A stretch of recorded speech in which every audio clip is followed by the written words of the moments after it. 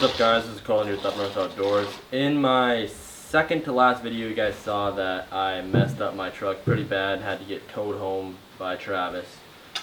So I did some further investigation and it looked like my radiator blew up. Well, it did blow up, and because my intake got packed full of mud and it overheated and my radiator blew up, and I'm hoping my head gasket didn't blow as well, and we're not really going to know until I put a new radiator in and can get it running. But anyway, so yeah, we're going to be putting the radiator in this video, and we're going to be putting front diff fluid, rear diff fluid, changing the oil, changing the air filter, and a couple other, and the oil filter and all that good stuff. Hopefully you can get this thing running again today in this video. But before I get started, make sure you guys are subscribed if you're not already, and if you are, thank you very much. It means a lot. I'm creeping up on 6,000 subscribers, and that is just awesome, guys. Also, sauce me a follow on Instagram at Colin_Kopeski. I have a link in the description below. I just post truck stuff and basically everything I'm doing on the channel. I post pictures of that kind of stuff on my Instagram. And then merch is going to be coming out soon. Rocky is finishing up a couple logos for me. He was the kid in the last video that you guys saw. He's going to be finishing up a couple logos for me, so I should be able to be getting merch out pretty quickly here. And I'm thinking when I do get it out, since you guys had to wait so long, I might give away a couple shirts or hats or something once I get that stuff out. So yeah, let's get into the video. Okay, so here's everything I'm going to be putting in today. Got obviously the radiator, then coolant, air filter, oil. I already drained the oil the other day too. Oil filter. This is an emissions control filter. It goes in next to the air filter. I'll show you guys that. Some gasket maker for the front diff when I pop that off. Gear oil for the front and gear oil for the rear. Yeah, so this is where my radiator blew. Right here. This plastic piece separated from the aluminum completely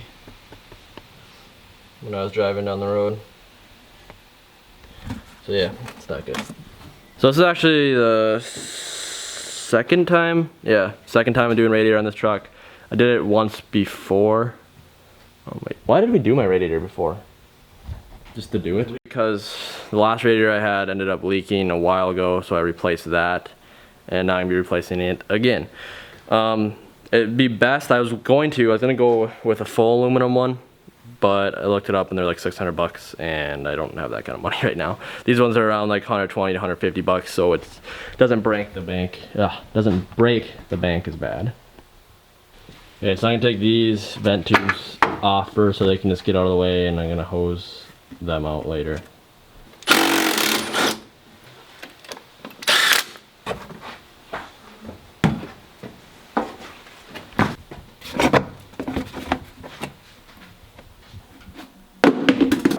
Alright, so I'm taking off my upper radiator hose here next. Alright, so I'm going to take off the fan shroud next to it. Like for real.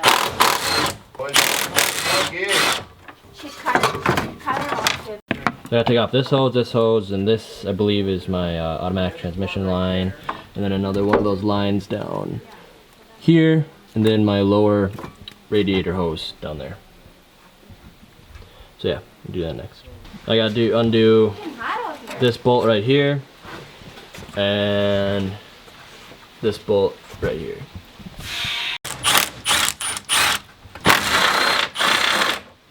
Okay, so I got all the hoses off and the screws off up top here. So here is, get it out here, one piece of my radiator. This is the piece that blew off. Yeah.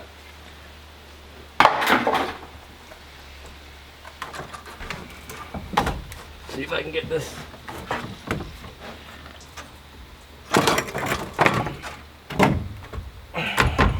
Here is my radiator. Can't even see the fins in the backside here. It's so packed full of mud. I got the front cleaned off a little bit when I was there. So I got mud down here. Yeah, this thing is junk. You can see this is right here where that plastic piece is supposed to be that blew off. So yeah, I cleaned some stuff up in here. It's pretty muddy around my fan shroud and everything. I'm gonna get the hose and spray in here a little bit and then put my new radiator in. Yeah, so this is all mud all over the backside of the radiator, so probably why she blew up.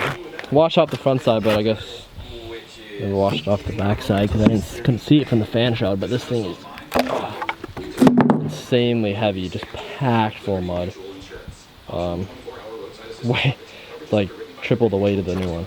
So, yeah. You're wondering why it went? That's why it went.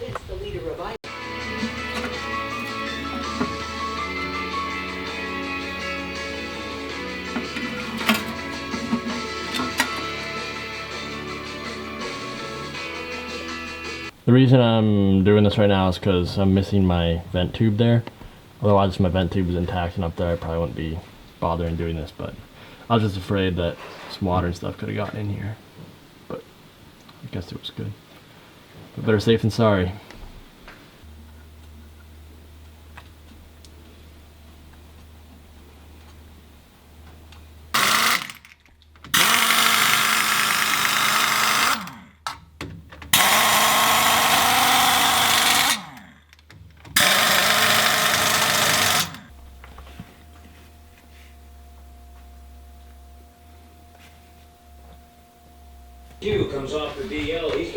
So I got the rear filled up. It takes about 4 bottles. Changing the oil now. I drained it yesterday or 2 days ago, so putting oil in now. And I already threw the new oil filter in.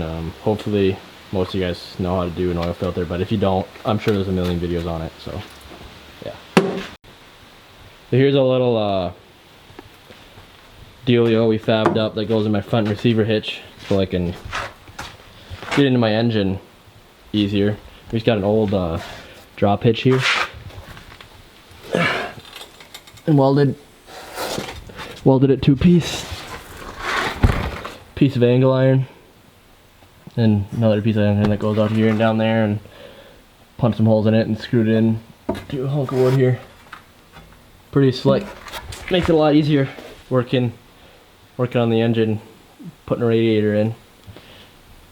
Also, I got all the fluid in the front diff. I got that all changed out. I just didn't really do much recording that because I just kind of want to get all that stuff done quick, and I've already done that in a video before anyway, so yeah. Now I'm gonna try to sauce the new radiator in here. Got it all hosed out and everything. I hosed off my I think it's my oil cooler and then my tranny cooler as well, because they had some mud on it too, so we wheeled it back out and I hosed all that stuff off. But now we should be good to go. This part here is nice to have 2 people, so you don't mess up the fins trying to put the radiator in.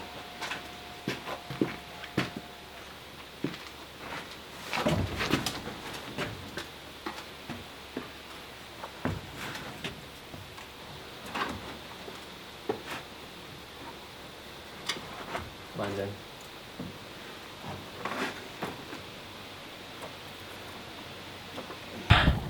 Okay, well I can't really get camera on it, but down there is a couple little rubber seats that you want to seat this thing in, or sits on the bottom, because it doesn't like screw in the bottom. It just sits on those rubber things and you screw it on the top and you got all the hoses and stuff on it.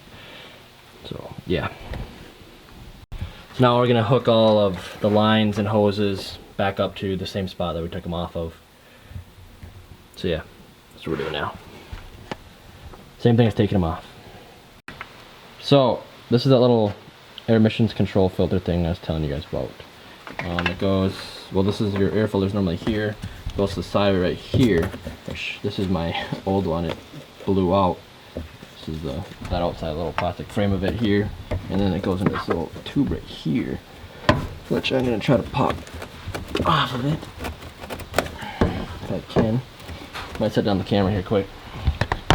Okay, so there's actually a weird little clip on the back side of this. You can't really see it, but I'm gonna get some pliers, take that off, and then just pop what's left of this whole line. So here's that clip. Now I should just slide it out. Oh, nice. So now I'm gonna sauce the new one in. Actually, first I'm gonna wipe this lens off. Okay. Slide this one right back in the same spot, and then slide the clip in this little groove right here. And then should be good to be able to put my. Well, yeah, it goes in like that. And should be good to be able to put my air filter in here. Alright, so here's the new air filter. Just plops down right here, fins down. Like so. I might be upgrading to a Canon eventually, just because they're supposed to add like 10 horsepower, and then it's just like exposed and you can clean it off and stuff. Just a lot better than this here box. So I've got all of the lines and hoses hooked back up, all the same ones that we took off, and now I am adding coolant. Don't forget to do your coolant 50-50. So for every gallon of antifreeze you put in, put a gallon of water. Or it's better to mix it in the container 50-50, but yeah.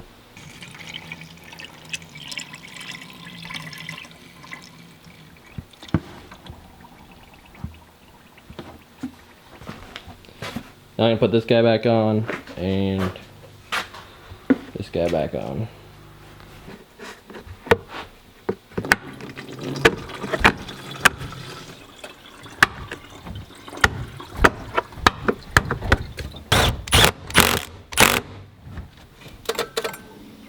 Got it all filled up with fluid. It's time to try to drive her out. My battery's dead.